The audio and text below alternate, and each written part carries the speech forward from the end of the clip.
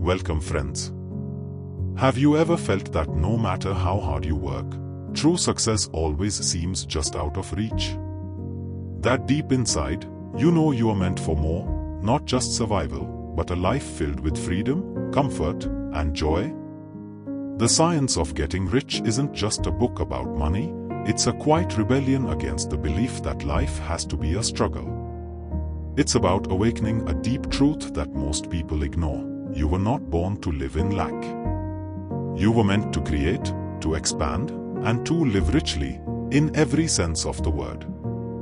Wallace D. Wattles speaks not to your intellect, but to your soul, reminding you that abundance isn't reserved for a few. It's within you, waiting for the right thought, the right feeling, the right spark. This book isn't just something you read, it's something you feel. It's a conversation with the part of you that still dares to dream. Have you ever walked down a beautiful street, maybe near a sea-facing bungalow or a luxury car showroom, and caught yourself whispering, "Wow, must be nice"? That quiet mix of awe and envy, of desire and disbelief, that's exactly where this book begins. Wallace D. Wattles doesn't talk to the millionaire or the CEO in this chapter. He talks to the real you, the one who sometimes hides their dreams under practicality. He speaks to the part of you that once believed anything was possible, until life happened. The bills. The job you don't love. The dreams that started to feel too much. But here's where Wattles flips everything you thought you knew. He says, you are meant to be rich, not just in money, but in life. In experience. In expression. And not because you were born into a fancy family, or because you were lucky or chosen, but because being rich is your natural state. He's not talking about mansions or yachts. He's talking about freedom, the freedom to eat well, sleep peacefully, give generously, and live fully. The freedom to choose the life you want, instead of settling for one handed to you. And that's the heart of this chapter. Being rich is not about greed, it's about growth. Think of a tree. If you plant it, water it, and give it sunlight, what will it do? It will grow up, out, wide, and strong. It will blossom, give shade, maybe fruit. It doesn't grow halfway and say, "Okay, that's enough." It was built to expand, and so were you. Wattles reminds us that poverty is not spiritual. Shrinking yourself is not noble. Struggling is not your purpose. You were not born to barely make it through life. You were born to create, contribute, and live richly in every way. And yet, most of us were told the opposite. Money doesn't grow on trees. Be happy with what you have. Rich people are greedy. Slowly, we started believing that maybe wanting more was wrong. But deep inside, that desire never left, did it? This chapter is a gentle but powerful invitation to stop apologizing for wanting more. To stop feeling guilty for dreaming big. Because when you rise, you help others rise too. Your abundance doesn't take from someone else, it adds to the world. When you become rich in ideas, energy, and yes, in money, you become more capable of doing good, loving deeply, and building something that lasts. So no, this isn't about chasing luxury for ego. It's about stepping into your potential, fully, unapologetically, and with purpose. Because you don't have to earn the right to be rich. You already deserve it.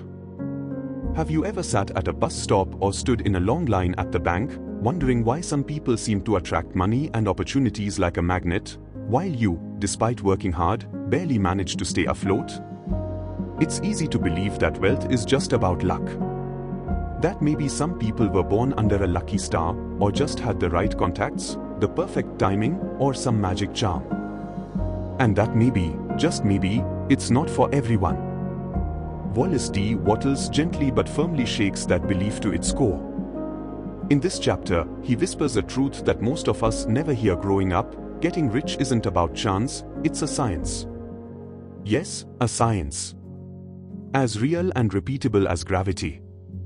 Just like a seed, when planted in the right soil, watered consistently, and given sunshine, is bound to grow, wealth, too, follows a set of laws. Not the loud, flashy kind you see in ads or get-rich-quick videos. No. These are quiet, universal laws.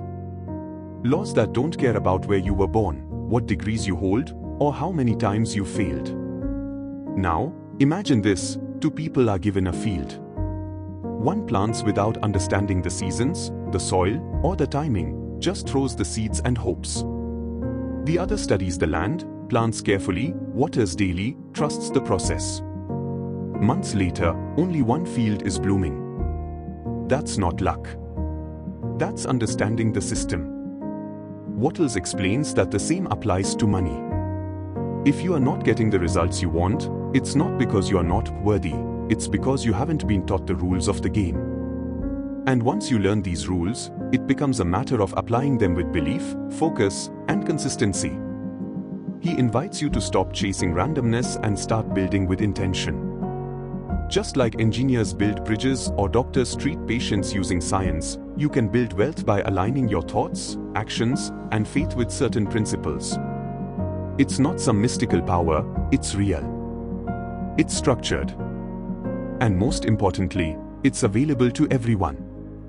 This chapter removes the pressure of being lucky or chosen and replaces it with something far more powerful: clarity.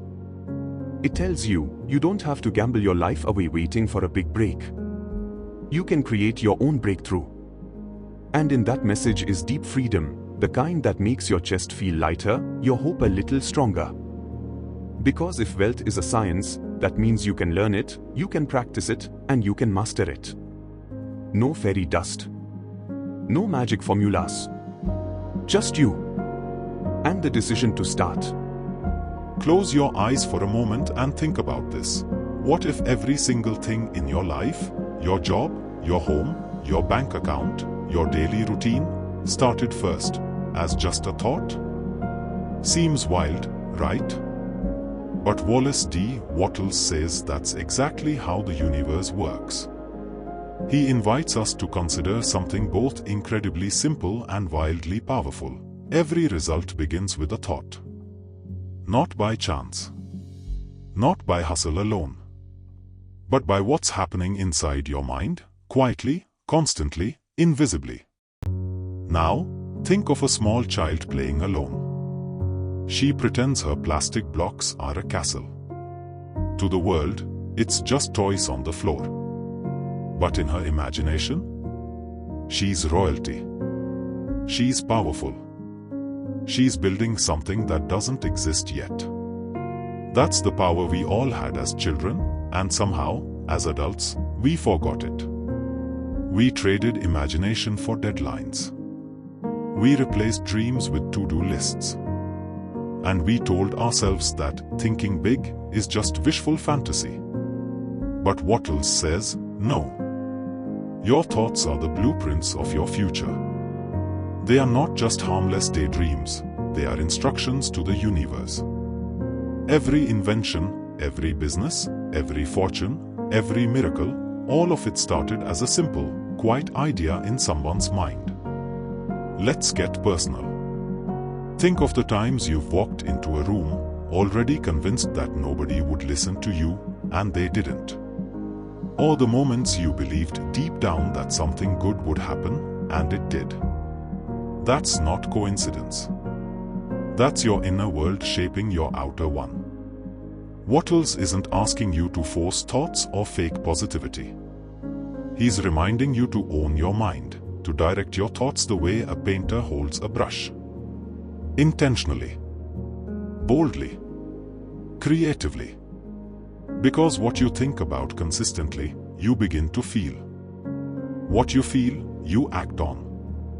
And what you act on becomes your life. He compares this to a kind of invisible creative force, one that doesn't care if your thoughts are positive or negative. It just responds. Like fertile soil doesn't choose between a flower or a weed. It just grows whatever you plant. So, ask yourself, what have you been planting lately? This chapter isn't some dreamy, just think it and it will come philosophy. No. It's deeper. It's about becoming conscious, truly aware of how you've been using your greatest power, your mind. And whether you've been using it to build a life you love or survive a life you never asked for. Because here's the twist. If thoughts become things, then you are the sculptor of your own reality. And it doesn't take money to start. It takes awareness, willingness, repetition. It takes waking up each day and choosing to think thoughts that align with the life you want, not the one you are trying to escape from. In the end, Wattles isn't giving you rules. He's giving you permission to think bigger, to dream again, and to stop treating your thoughts like meaningless noise. Because they're not. They're everything. Have you ever had one of those days where everything feels heavy? You wake up tired. Coffee doesn't help. You scroll through your phone and see people living their best lives while you are just trying to get through the morning. The bills are waiting. That dream project? Still untouched. And the voice in your head? It won't shut up, whispering things like, you are behind, you are not enough, or you'll never catch up. We've all been there.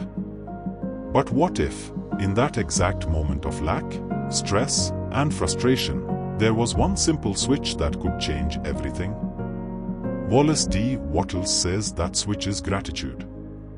Not the social media version where we post a filtered sunset and add hush blessed. But the quiet, deeply felt kind, the kind that whispers, even now, even in this mess, something is still good. You see, most of us are taught to be grateful after things go well. Be thankful once you succeed. But Wattles flips it, he says, you have to be grateful first. Before the money comes. Before the promotion. Before the breakthrough. Because gratitude isn't just a nice feeling, it's a magnetic force. Imagine walking through life like the sun is shining just for you, like the universe is secretly cheering you on. People feel that. Opportunities feel that. Life responds. And it's not because you faked a smile. It's because gratitude rewires how you see the world, and how the world sees you. And then there's faith, the partner of gratitude. Faith isn't about blind hope.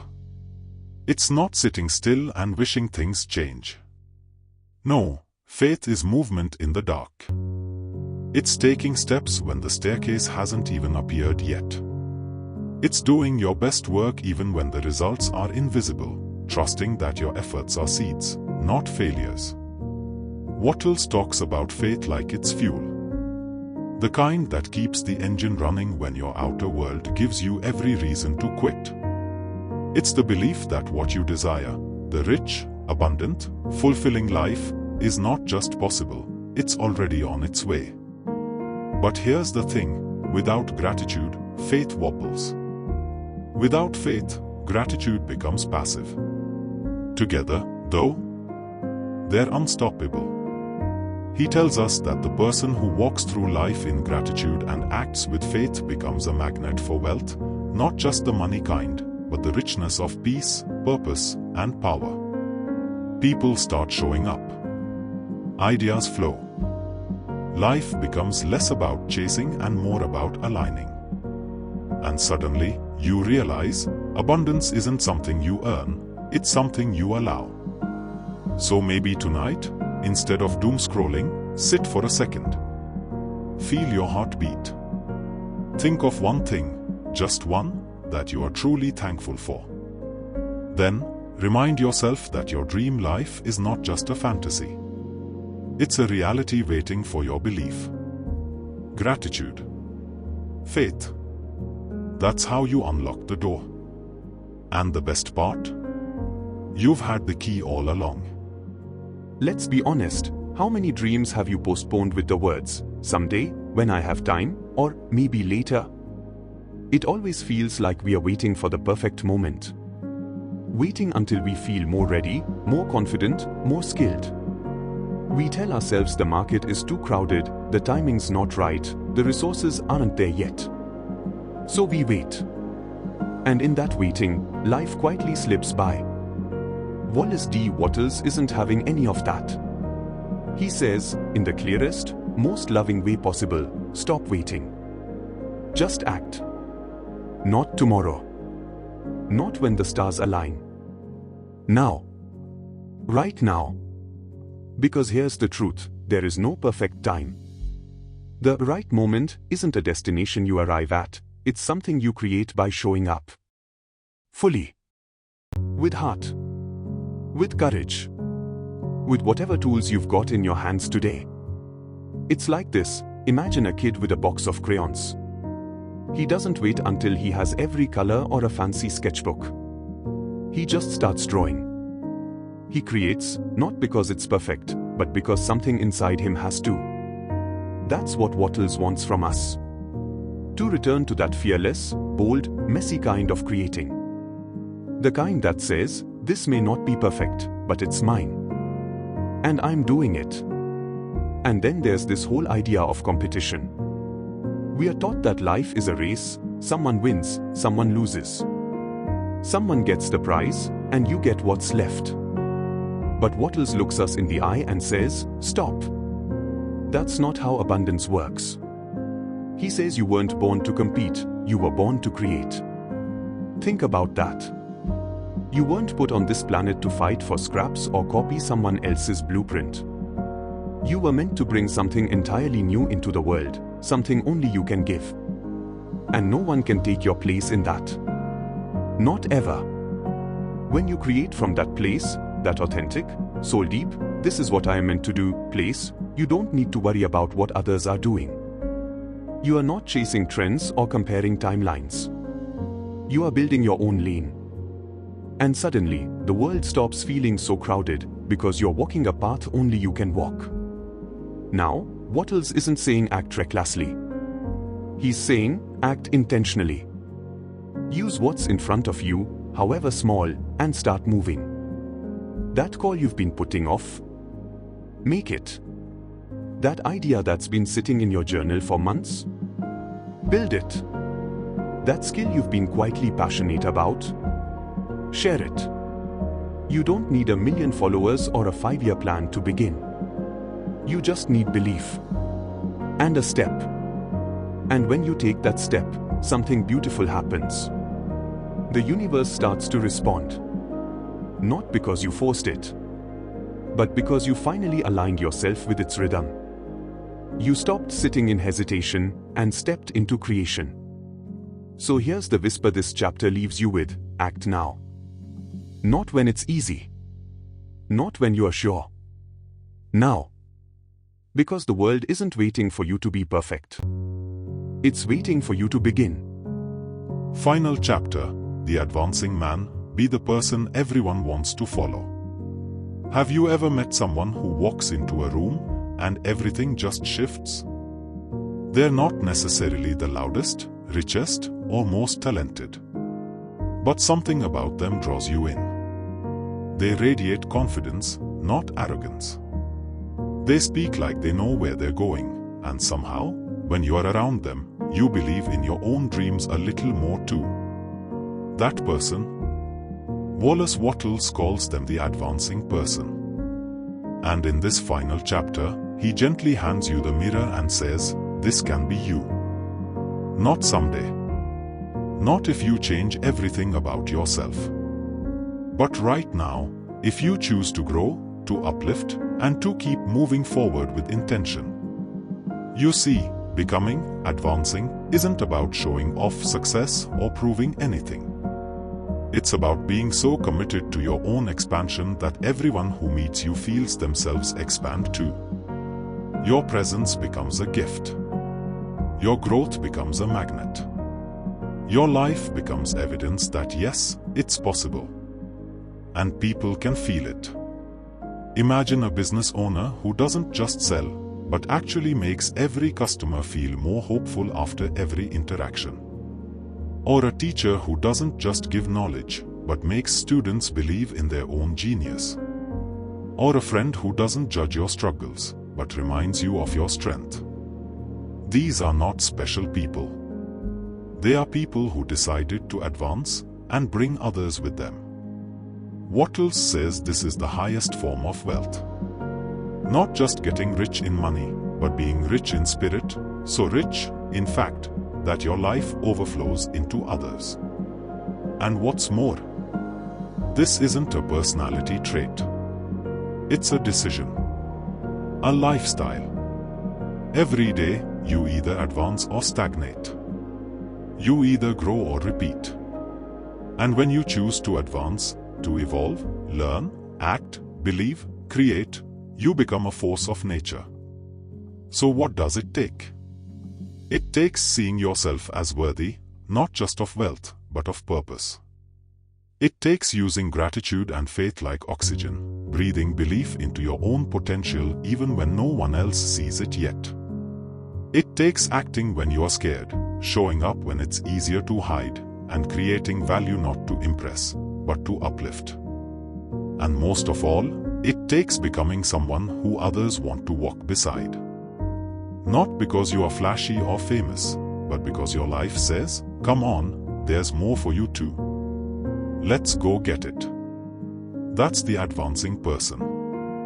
And by the time you close this book, Wattles hopes you see that this isn't a distant goal. It's a path that starts with one choice: to grow, right now.